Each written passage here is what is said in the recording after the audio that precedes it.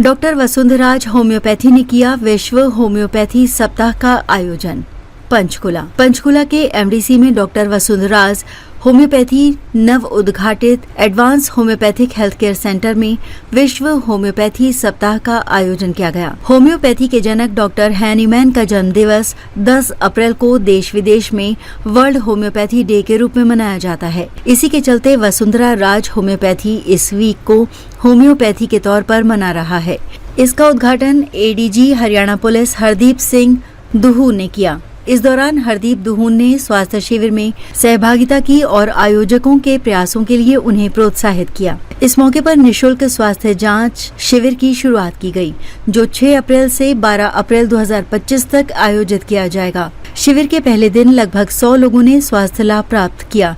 इसमें लोगों ने अपनी स्वास्थ्य जांच करवाई और होम्योपैथिक चिकित्सा के लाभों की जानकारी प्राप्त की। डॉक्टर वसुंधरा ने जानकारी दी कि इस स्वास्थ्य शिविर में global events organisation trust, Kurukshetra और valley public school, MDC sector 5 Panchkula का सहयोग मिला है। डॉक्टर वसुंधरा ने होम्योपैथिक चिकित्सा की तमाम बारीकियों की जानकारी दी। उन्होंने कहा, अब लोगों में जागरूकता बढ़ रही है और लोग होम्योपैथी चिकित्सा को अपना रहे हैं। ब्यूरो रिपोर्ट, बिंदास, हरियाणा। आज जैसा कि हम सब जानते हैं कि हमारी सरकार ने आयुष मंत्रालय खोला हुआ है, जिसमें कि आयुर्वेदा, यूनानी, सिद्धा, होम्योपैथी, ये सारी आपकी जिनको हम कहते हैं कि ऑल्टरनेटिव थेरेपीज़, ये सारी उसमें आती हैं।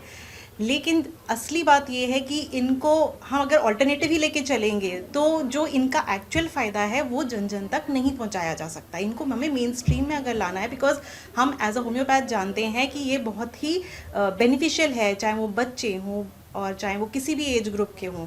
तो बच्चों को अगर पता ही नहीं होगा कि ये पद्धतियाँ एग्जिस्ट करती हैं और इनके क्या बेनिफिट्स हैं, तो वो उस चीज़ में आगे कभी अपने as a line of profession कहीं ना कहीं इसको सेकेंडरी लेके चलेंगे। जबकि हम सारे होम्योपैथी ये जानते हैं कि होम्योपैथी में बहुत ज़्यादा पोटेंशियल है एंड हर किसी छोटे से छोटे बच्चे को भी पता होना चाहिए कि होम्योपैथी क्या है और इससे किस किस तरीके से हम लोगों का भला कर सकते हैं।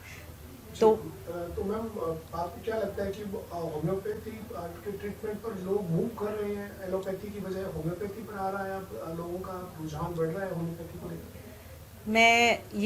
मेरे पास ऐसे बड़े सारे प्रूफ्स हैं, ऐसे बड़े सारे मेरे साथ जुड़े हुए डॉक्टर्स हैं, पेशेंट्स हैं, जिन्होंने स्पेसिफिकली अपनी सबसे कठिन से कठिन बीमारी में भी होम्योपैथी को अपना फर्स्ट लाइन ऑफ ट्रीटमेंट चुना है।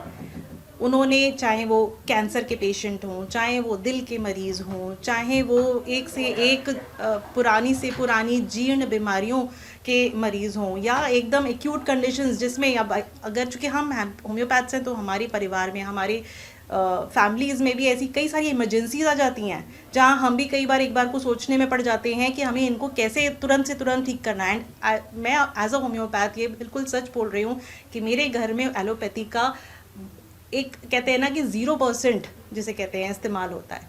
और चाहे कितनी भी प्रॉब्लम हो, होम्योपैथी की चूँकि दवाइयाँ उनके हमने इतना जो भी उनके ऊपर रिसर्च करी है, उनकी पढ़ाई करी है, हम उनको यूज़ करके एक से एक डिफ़िकल्ट सिचुएशंस में भी उनको ठीक कर ले जाते हैं। पर जिस तरह से होम्योपैथी है इस समय,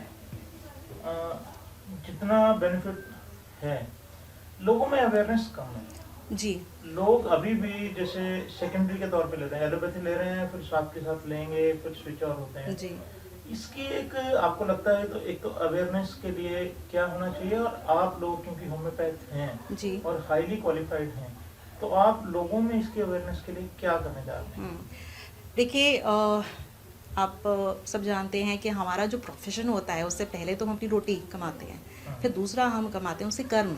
जो कर्म है हम उससे ही इसको फैला सकते हैं। और कर्म देखिए ऐसे होते हैं कि हमने एक तो अपना भाई जहाँ पे हम पैसे कमा रहे हैं वो हो गया, बट हम उसके अलावा समय निकाल कर जगह जगह लोगों के बीच में जाना चाहते हैं, सबसे संपर्क करना चाहते हैं। तो कहीं ना कहीं वो माध्यम शुरू होता है कि जहाँ स्कूल हैं या कहीं आपको ऐसे पब्लिक गैदरिंग्स हैं या फिर जैसे आपको पब्लिक प्लेसेस पे ही आप जाके इन चीज़ों के बारे में जानकारी दे सकते हैं। तो इसीलिए मैंने ये जो पूरा अभी विश्व होम्योपैथी दिवस आ रहा है 10 अप्रैल को, ठीक है, तो अब 10 अप्रैल को एक ही दिन में मैं सब कुछ नहीं कर सकती थी, तो मैंने 6 अप्रैल से लेके 12 अप्रैल पूरा विश्व होम्योपैथी सप्ताह इसका आयोजन किया है। और ये आयोजन मैंने अपने इस क्लिनिक पे भी किया है। यहाँ पे जो भी आएंगे सबका इस हफ्ते में, इस पूरे सप्ताह में मैं फ्री हेल्थ चेकअप करूँगी।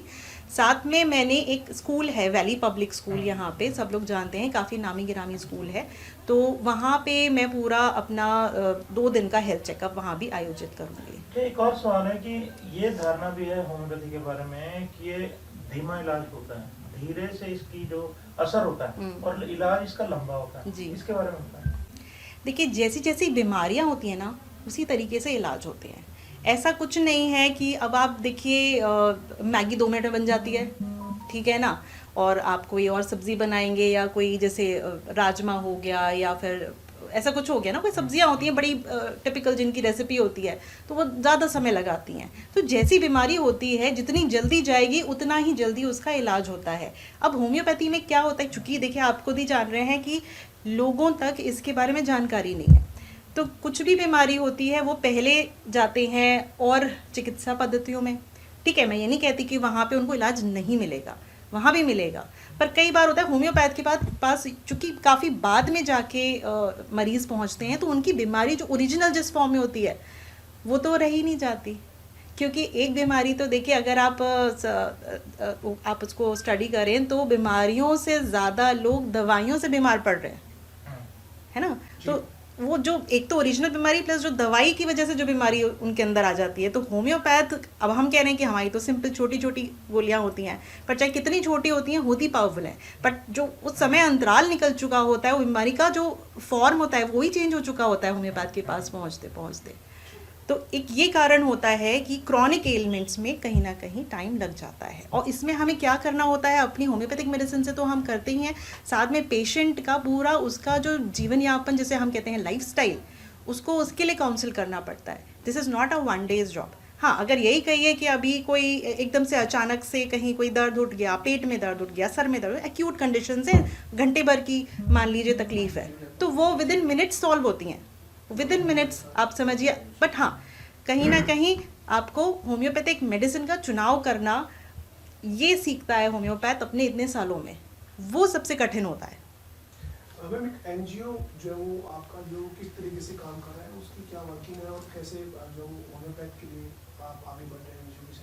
जी, तो आप श्री मधुसूदन बवेजा जी, ये हमारे NGO global events organisation trust के चेयरमैन हैं, और हमारी जो एनजीओ है वो जितने भी आम जनता में, पब्लिक में इस चीज़ को के प्रति अवेयरनेस की, मैंने अभी बात करी लाइफस्टाइल की, तो जब हम जिस तरीके से भी हमारा लाइफस्टाइल है उसमें कहीं ना कहीं हमारा कहना चाहिए नेचर के प्रति हम इनजस्टिस करते हैं, है ना। तो अब वो हम जान के नहीं करते, वो हो जाता है। तो इस एनजीओ का प्रयास ये है कि इस बारे में भी कि हम प्रकृति को लेकर के कैसे सेंसिटिव बने, किस तरीके से हम अपने प्रयासों से नेचर में भी बैलेंस रख सकते हैं। तो जैसे पौधारोपण हो गया, बच्चों के बीच जाके उनको इस बारे में अवेयर कराना, ज़्यादा से ज़्यादा उनको और क्या होता है ना, अवेयर कराना, ज्ञान देना एक चीज़ होती है, जब प्रैक्टिकली हम वो करते हैं तो हम उनमें इनकलकेट करते हैं वो हैबिट्स। सेम थिंग, तो हम नेचर के लिए भी ये सारे काम करते हैं, जो आपके शिक्षा के लिए, एजुकेशन को प्रमोट करना। उसके अलावा ऑब्वियसली हेल्थ सर्विसेज, हम स्पेसिफिक होम्योपैथी ही नहीं, जितनी भी नेचुरल चिकित्सा पद्धति हैं सभी का सपोर्ट है, and everybody gives there contribution in this NGO.